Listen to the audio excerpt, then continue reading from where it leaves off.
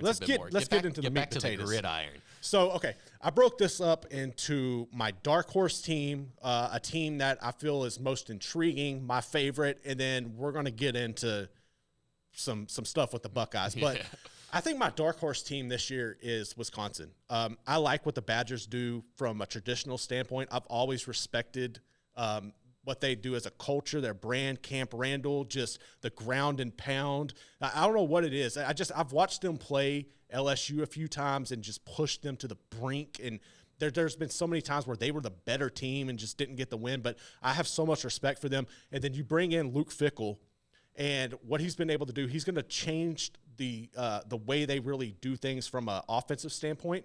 I think you're still going to have that base run, ground and pound attack, but you bring in Tanner Mordecai from SMU. This kid is phenomenal. He could torch you through the air and with his legs. I've been able to watch him since high school here in Waco. I'm 110% supportive of that kid. You bring in Nick Evers as well. Mm-hmm. And then the icing on the cake, Phil Longo.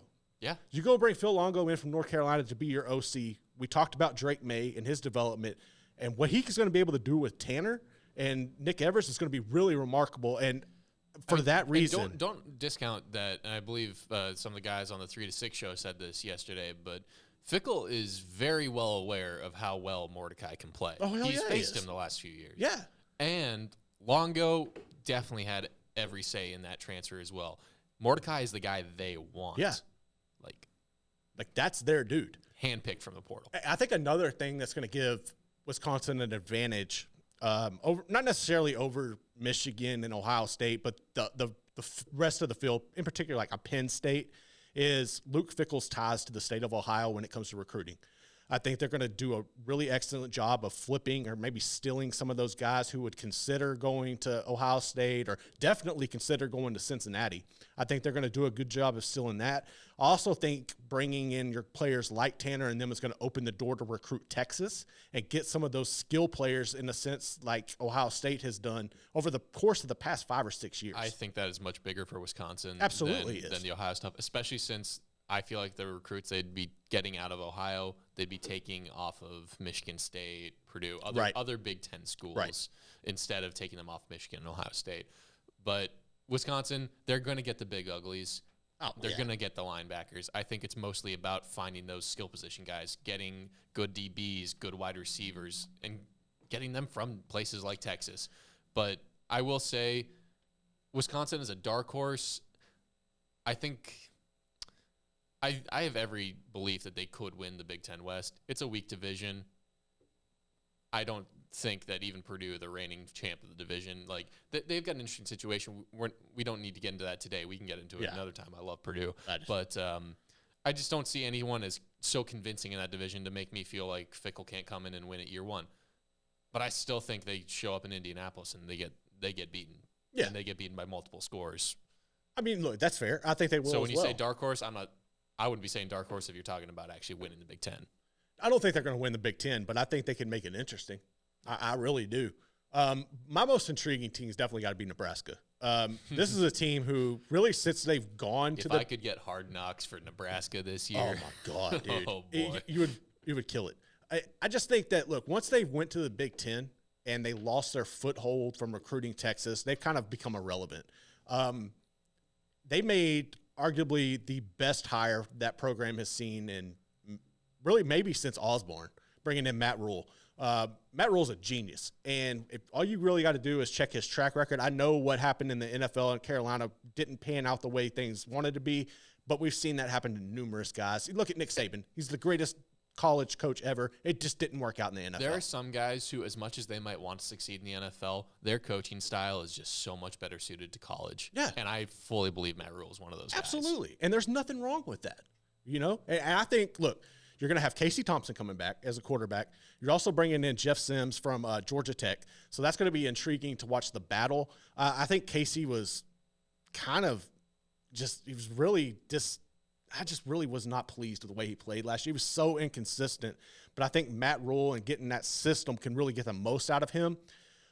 But when it comes down to it, the ability to get back in the state of Texas and recruit at a high caliber. Matt Rule's in Waco today. He was at Midway High School earlier this morning recruiting. Oh, wow. Okay. And you brought in Dr. Susan Elza, who was the president of the UIL in Texas, which is the governing body for athletics, okay? She is coming on as your chief of staff. You also bring in one of the best high school football coaches in Texas, in Arlington Martin's Bob Wagner. And it's eerily similar to what we saw here in Waco, where you bring in Wetzel, Sean Bell, Joey McGuire. Matt Rule did such an excellent job of embracing the Texas High School Coaches Association. They welcome that man with open arms into any school. And you add Dr. Elza in them into the mix, he can get any player in Texas he wants. Almost. I mean, pretty close. Slow your roll there a little. Dude, but I'm telling you. I will say there's some upsides to Nebraska that, frankly, just don't exist at a place like Baylor. The culture, the history, the fan base, they're all a clear step above. Yeah. A clear step above. So I think, honestly, Rule might be further away from Texas, from the recruiting bit he really wants to hit, but he's got more to work with. He also brought in the boy wonder, Garrett McGuire. Like, dude, I think what he's been able to do there is so remarkable. And I'm not saying it's going to translate this season at all. In fact, I do not expect it to translate this season. If you look, Matt Rule's he usually takes about year 3 is when you really start to see it pop. And you know why it takes to year 3? It's because he comes in, he looks at all the upperclassmen, and he is like, if you don't do things this way, the right way, if you don't trust our process, you're not playing. Yeah. I will play these freshmen. They will be bad, but they will learn and they'll have that experience. So then in year 3, how much experience those guys that trusted his process and played and have that talent, the amount of experience they have, they will be scary in year 3. But this year, I expect some pretty decent growing pains. I think he will as well, but he also brings a fine balance of having fun and being disciplined. And that is a rare trait that he has that a lot of coaches really don't. My favorite let's get to your favorite. Michigan. We are running a little slow on the podcast today. My favorite is Michigan. I think Jim Harbaugh, obviously, that's a distraction year in and year out, the dance with the NFL. He is coming back. You bring back J.J. McCarthy, which he hasn't really had his established quarterback in his entire tenure there. You're going to have that this season. You bring back both of your running backs in Blake Corum and Donovan Edwards, which if Blake Corum was playing, we can say what it is. That TCU game might have been a little different. They're going to need to find a wide receiver. Bell's going to hit he's going to go to the NFL. Your offensive line, you lose 2 pieces. You bring back 3, and you've added 2 from the portal. Yeah, honestly, I don't have too many questions about Michigan on the field. I've got many, many more questions about the Michigan athletic department. Yeah. And how Harbaugh coming back was announced by Harbaugh and the president of Michigan, of the University of Michigan, not the AD. Right. And I just don't think that AD is long for his job. It might not be. And at this point, Harbaugh is the Michigan guy. I think he'll get the pass more so than the AD. If they move on from the AD, does that make Harbaugh more stable, or is it still going to be every year flirting with the NFL? Well, if they move on from the AD and Harbaugh says, maybe I don't get out of coaching, I'll slide into the AD role. Could that be a possibility? That'd be interesting, but I don't see it personally. But I had not thought of that. I mean, it's just something to keep in mind. But this is what? where you get down to the nuts and bolts. Yeah. Is Ryan Day on the hot seat? That was my big question.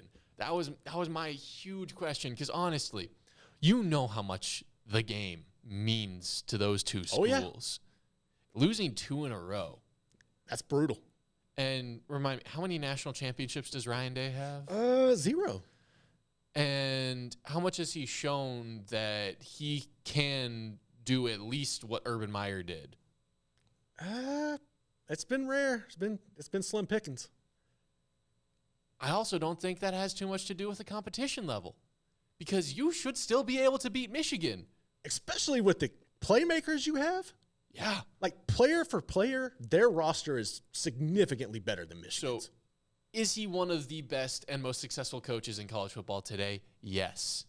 Is he what Ohio State wants and frankly needs? Probably not. Okay, what is their all right? In order for him to keep his job this season, what do you think their record needs to be? It needs to be whatever beats Michigan and gets them in the playoff. Yeah. That's it. I'm not going to put numbers out there. It's beat Michigan, be in the playoff. So if he loses to Michigan this year, is he gone? Yes. I don't think he even gets to coach the playoff game if they make the playoff while beating Michigan again. Which I don't think happens, but that would be weird. But honestly, you lose 3 in a row to Michigan, I don't think you get the playoff game. So if he doesn't coach the playoff game, then that's probably going to mean Brian Hartline, who was just named your offensive coordinator, is going to be your head coach. Do you see a situation or a scenario where shit hits the fan, Ryan Day's fired, and Hartline comes in and takes over? Does he stay the head coach, or do they look a different route? I think they have to look, because I just don't trust Hartline's lack of top-level coaching experience. Like, yes, he's probably the best single position coach in the country, especially one of the best recruiters in the country for the position he's supposed to recruit. Without a doubt. But the man hasn't been calling plays. The man hasn't been managing a whole team. Like, and you're also replacing C.J. Stroud, which is not an easy task. Yeah. So I honestly think they'd go another direction with the almost belief, possibly even telling Hartline, when this guy's finally done, we're looking at you. Right. If you keep up your success. It's going to be interesting, man. And you also got Luke Fickle sitting over there in Wisconsin building it. If he has some success, it feels like you definitely feel he's going to get a call. We will look back at this offseason for the Big Ten and be like, oh, man, this was the start of a lot of stuff. You know what? I think you're really onto something there. And that's going to be one to keep an eye on. The Big Ten's always intriguing. Right now they're going to garner so much attention because of what Kevin Warren has set them up into the position to be. And it's going to be fun to watch. But, we're going to put a bow on this next. We're going to talk some hoops, and we're going to head out to the SEC. There's a lot of intriguing storylines out there, some good, some bad. But we're going to dive into that next here on the College Chaos Podcast.